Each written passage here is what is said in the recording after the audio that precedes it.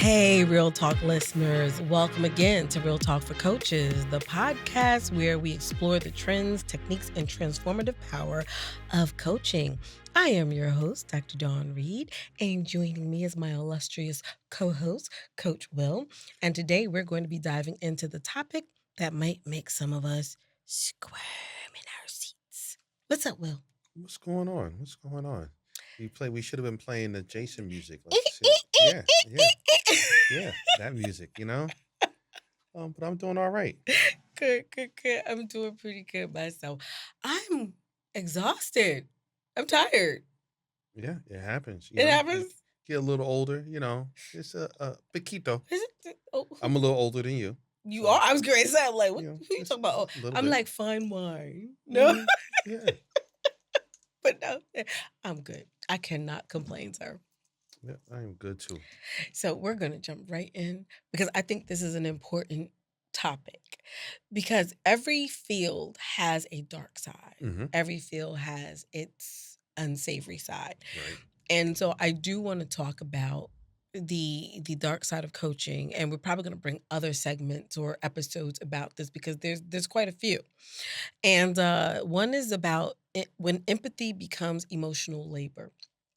And one of the things that, again, in my coach training program, I have a module where I talk about boundaries and self-care because I think too often when you are in a helping field like coaching, you really take on a lot of emotional labor.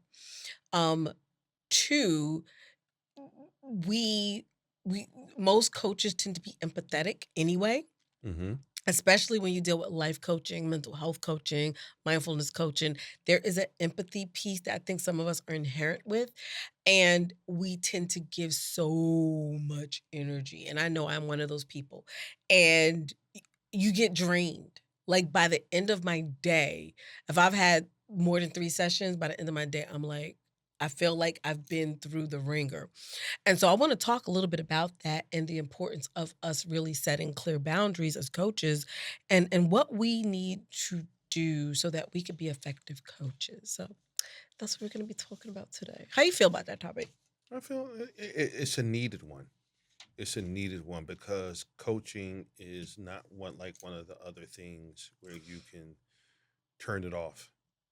Mm-hmm. Well, No. granted, you should be. I mean, maybe there's ways people can, but like me when I go to work at 5 something, You turn it off. hey, look, it's the next person's problem. you know, it's the next person's problem. When I take PTO, really mean prepare the others. Oh, I like that. I never heard that before. I like never that. heard I gotta that use one? that. I gotta use that. Yeah. Yeah, I like that. But with coaching, it may not. It you may have the tendency to take on something that you get emotional Mm-hmm. about something, and you say, how do I turn this off afterwards? Mm-hmm.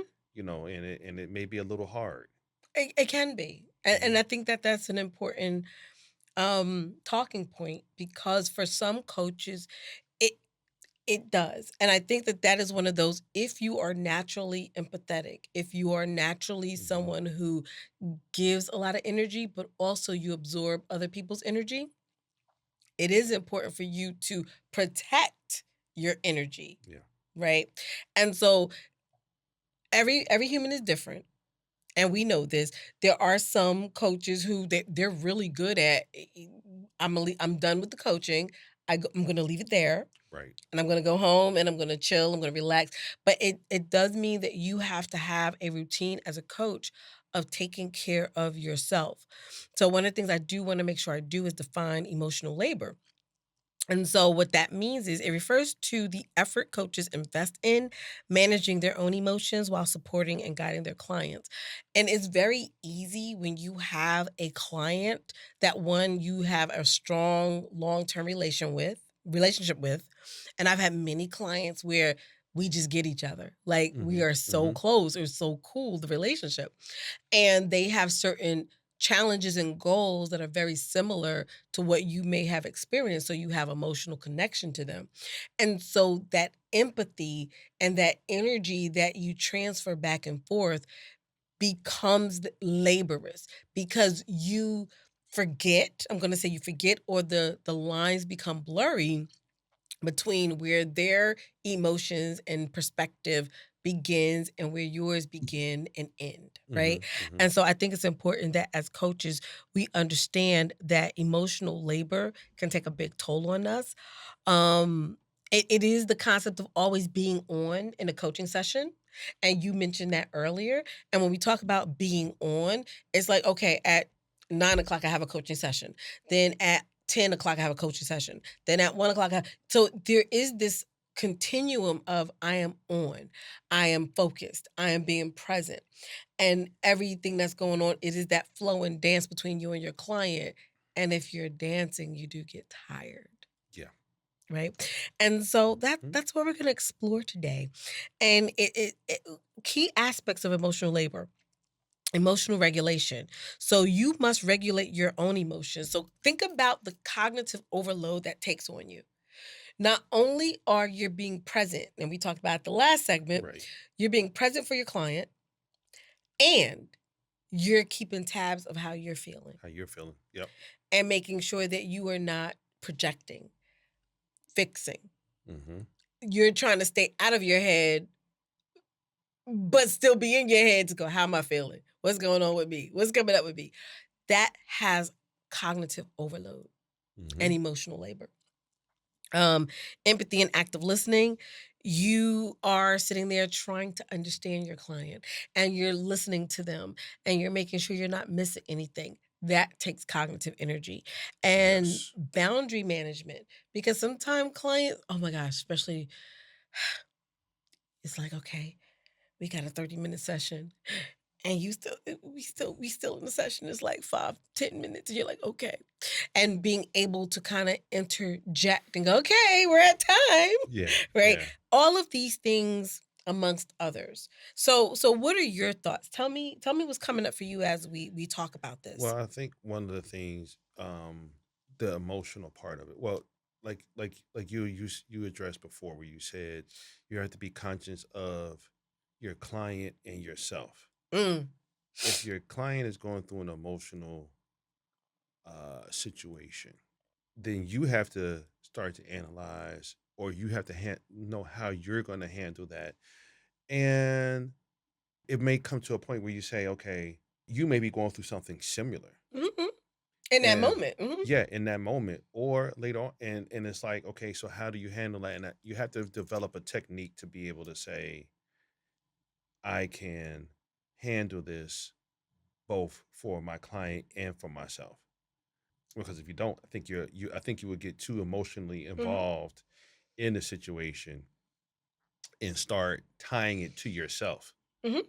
Like, oh, like such and such going through this. I'm going through this too. It could have pros and cons because if you're coaching somebody else through it, you can actually be talking through it your own self. Or you could go down that dark side and be like and get sucked in and drawn in to it and wind up, being on the deep end that you don't want to be. And that is true. And you not only can you get caught up in the dark side of it, you wind up getting caught up in the client's story. Hmm. And it winds up becoming a bitch session, a complaint session, Yeah. a sad sympathy session. It becomes something that it's not meant to be. Yeah. Here's an example. A couple of years ago, I had a client, they had lost their sibling. The irony was that it was in January, which was I lost my sibling, my sister, and her birthday is January 6th. And I remember I usually take that day off. I usually don't coach on that day. But for some reason I forgot. Go figure.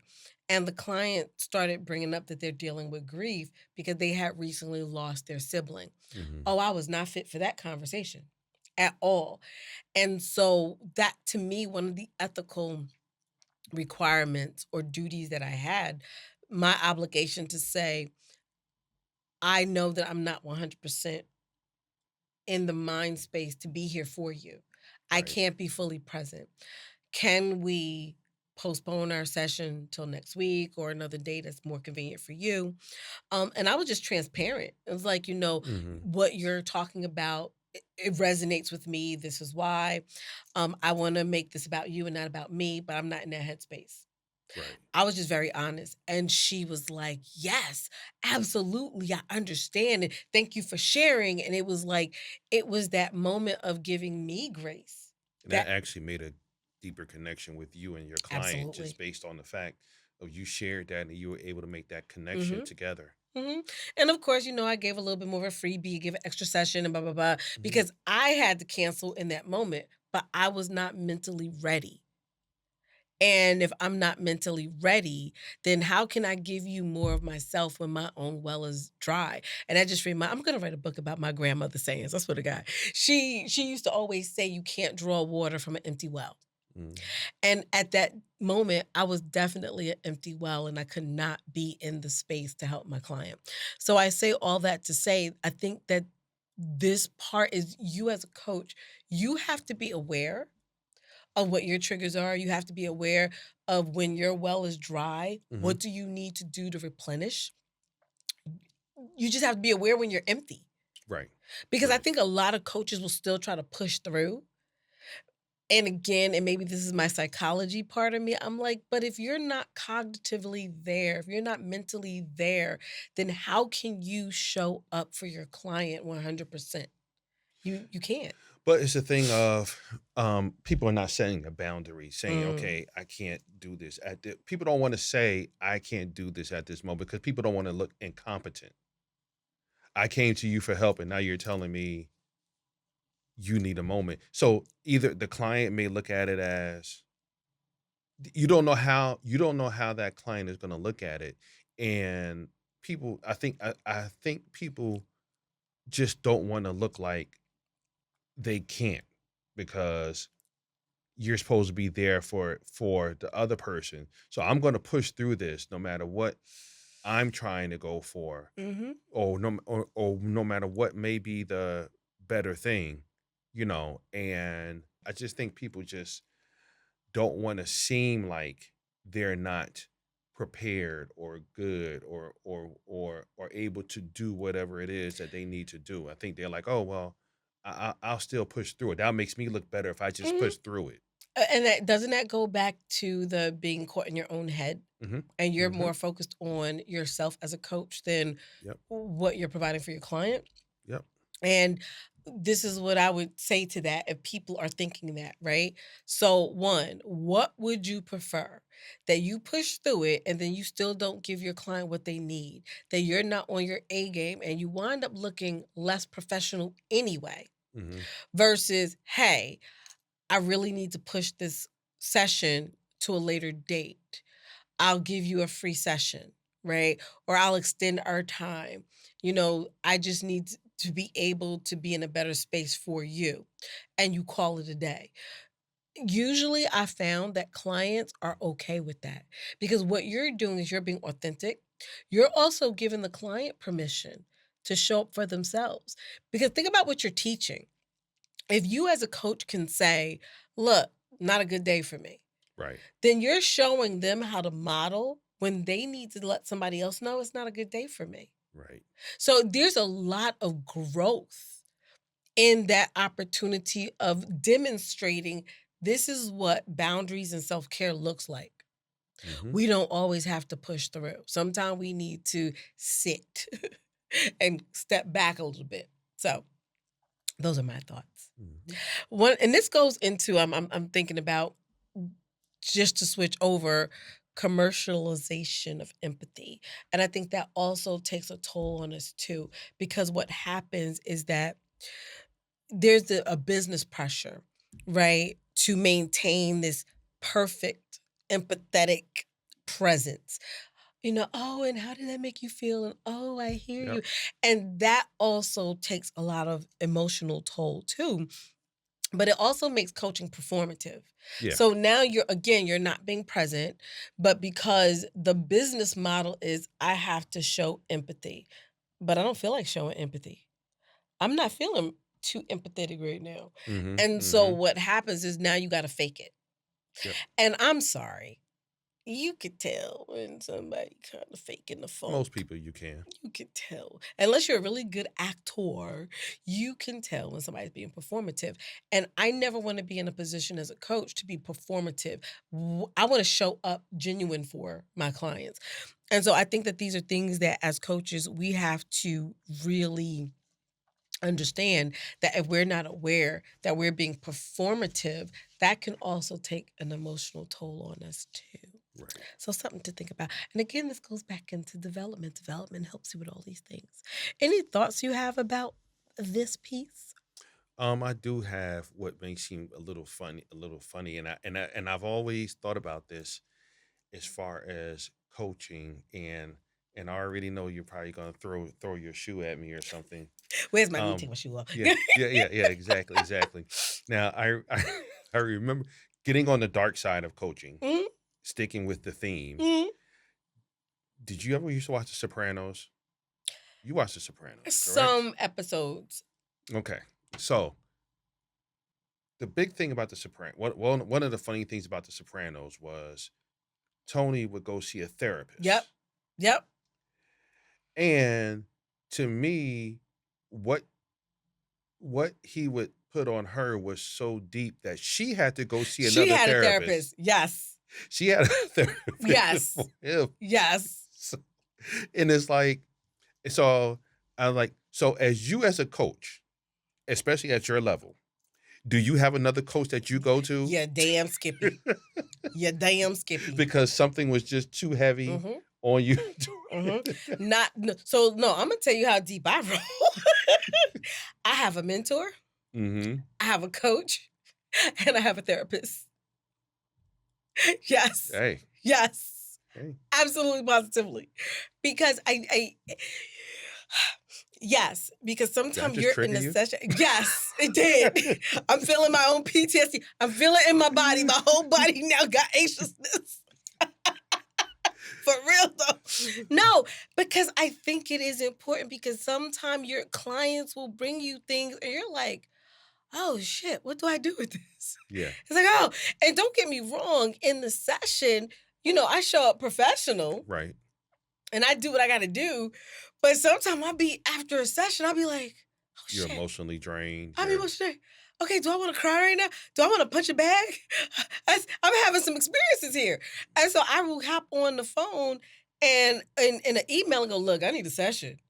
We need to talk this through because I think I'm feeling some kind of ways. yeah, and So that's the deep end. That's like you said, the dark side of coaching. So exactly. So as we wrap up, the thing that I'll close with is I think it is important for coaches to set boundaries. mhm, We have to emotionally regulate.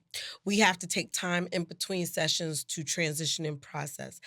And I think that we have to be aware of how we are feeling and what we are experiencing. And I am a big proponent. You should have a coach. You should have a therapist. You have a mentor. If you can't do all three of them, at least try to have one, right, right? Because to have somebody else that you can process some of this emotional labor with, to get it out of your system, to make sure that you are clearly distinguishing between where your emotions and feelings and empathy start and end, and your clients. And the more you take care of yourself, the better you can show up for your clients. Any closing remarks as we head on out of here? no, no. I think you wrapped it up pretty good, as you always do. Thank you, sir. Thank you, Yeah, sir. so As always, everybody, thank you for listening. If there's a topic that you're interested in exploring, if there's something that you want Coach Will and I to talk about, please feel free to drop us a comment, drop us a DM if you follow us on social media. Don't forget to visit the website and leave your comments here. You can follow us on Spotify, YouTube, iHeartRadio. We're in a lot of places. Just go. We're there. We're there somewhere. But I want to thank you all so much for joining in and listening. And thank you. And thank again, you. yeah, thank you. And just let us know how we doing. All right, you guys, take care, and we will talk to you again soon.